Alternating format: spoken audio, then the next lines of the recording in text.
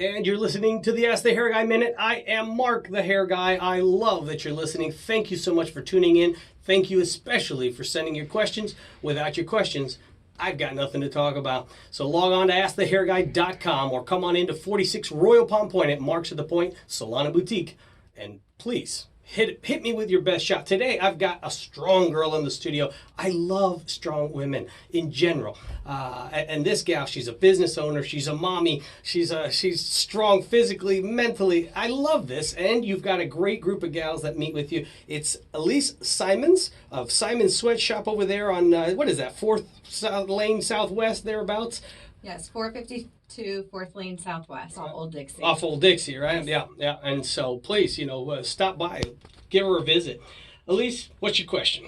Okay, so platinum hair is in. My boxing coach, Gina, she has the platinum hair, but she comes in sometimes and it's purple. She uses purple shampoo, and I'm just wondering, is there a shampoo out there that does the job of what by keeping the platinum look without turning the hair purple? All right, this is a trick question, and obviously I've got like seconds to answer it. So I'll try and use this one for an article here coming up here in a little bit so I can talk more about it. But in a nutshell, depending on the color of your hair naturally, the darker the color of your hair, the more pheomelanin that is available. Pheomelanin are those strange orangey looking colors. So if you've ever met a Latin woman that has blonde hair, no matter how beautiful the blonde is, it doesn't quite match her skin tones because she was built to have more cool tones in that dark hair. And when you lighten the dark hair, it will only lighten approximately 4 to 5 levels from where it started.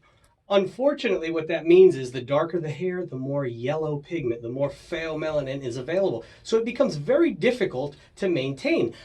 The other problem with this is that blue is the primary color that falls out of the hair first, which is why when we used to use sun-ins and things like that as a kid, all of a sudden you'd have orangey yellow looking highlights because the first color to fall off is the blue. The last thing, the hardest thing to get out are those yellows. So depending on how that hair is processed will depend on how well that blue or that ash or that grayish tone looks to begin with. Based on that, I recommend Keratin Complex Blonde Shell Shampoo.